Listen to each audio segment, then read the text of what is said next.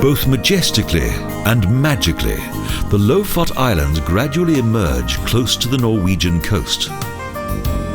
However, this archipelago is well known for more than just its scenic splendor.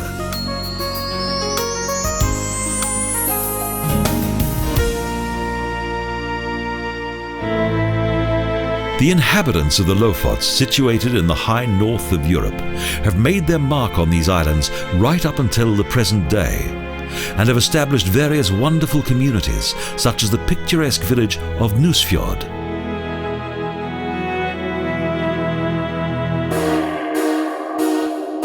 This fishing village has retained all of its original charm.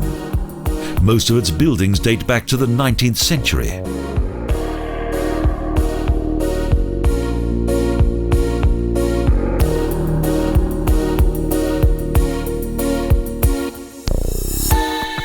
Almost all of the houses in Nusfjord are painted red and the remainder white. There are few reminders of modern times in this village. It's like stepping back in time.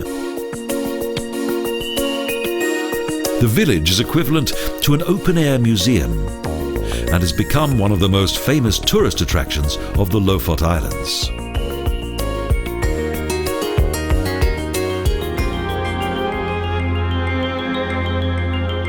For around 150 years, the village of Nusfjord belonged to the Dahl family.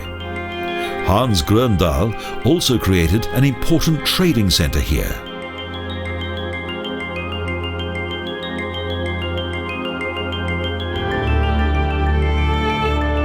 The village began to prosper, and soon Nusfjord was one of the most prominent villages of the Lofots.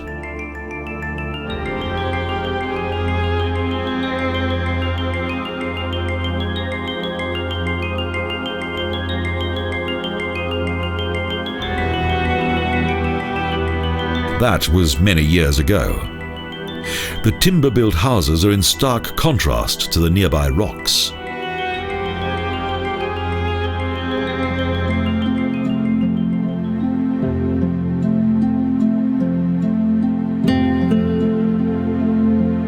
The idyllic atmosphere of Nusfjord is reminiscent of an alpine village.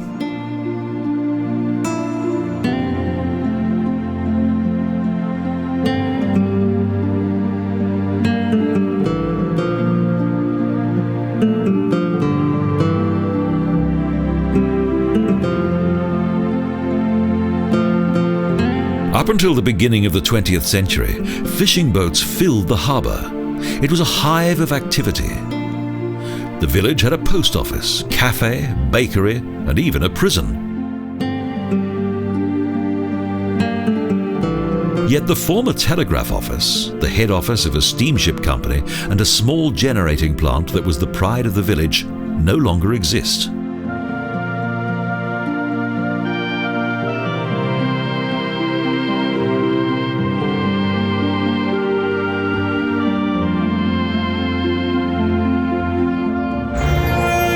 The relatively small Lofot island of Flagstadøya is famous for its unique scenery. And Nusfjord is also a captivating place.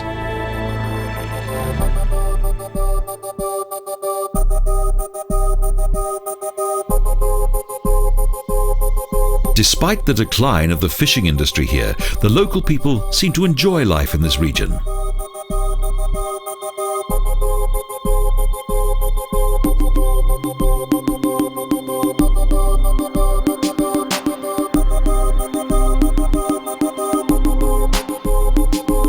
From a distance, the mountains and rocks of the 5 main islands of the Lofots look like a continuous mountain range.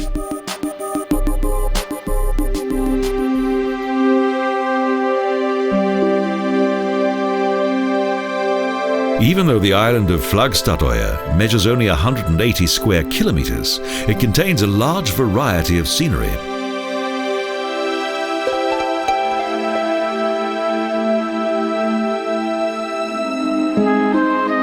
The decline of this charming village began when the Dahl family withdrew their business interests in the local fishing industry due to a decline in profits.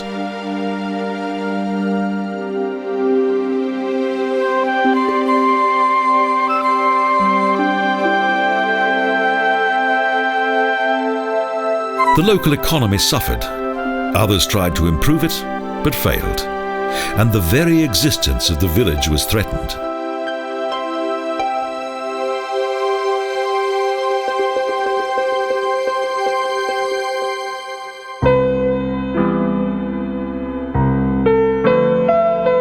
However, a wealthy fish merchant from the west of Norway eventually saved this magnificent village by placing Nusfjord into a joint trading venture with various other fishing enterprises.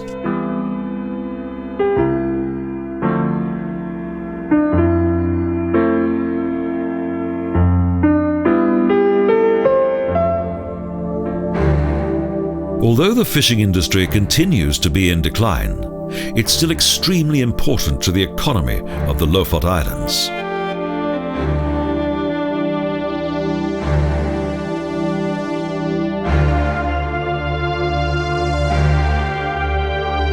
For more than 1,000 years, cod has been the most important commodity for this northern archipelago. Even the legendary Vikings appreciated the once fish-filled waters of the Lofots.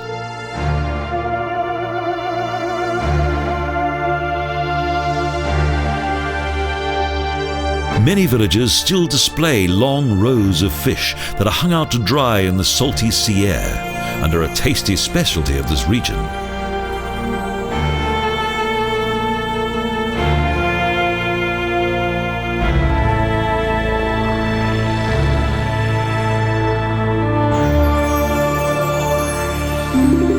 The design of the island's traditional, mainly red Rorbu cabins dates back to 1120 AD.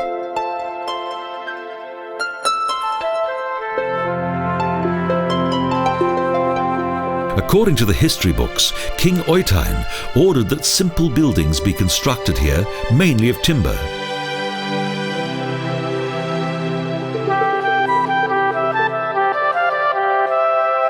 The well-insulated Rorbu huts provided secure accommodation for the boatmen, and later the cabins were mainly occupied by fishermen.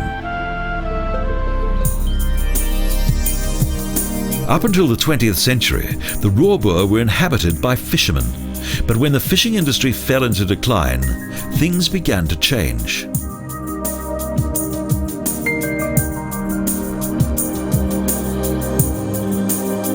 Now the old traditional fishing cabins have become extremely popular once again, as atmospheric tourist accommodation.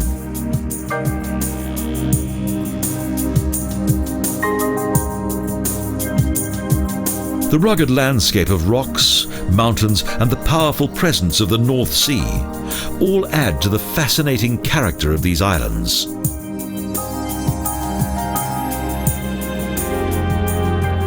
In the heyday of the Lofot Islands, 2,000 fishermen worked in Nusfjord alone.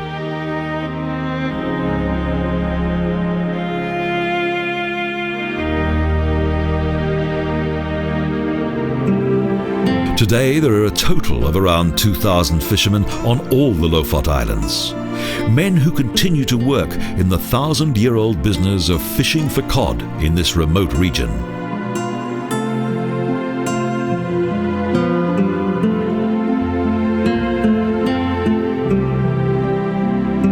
Here, nature dominates all, and it is well worthwhile to follow the history of these island settlements and to explore picturesque fishing villages such as that of Nusfjord.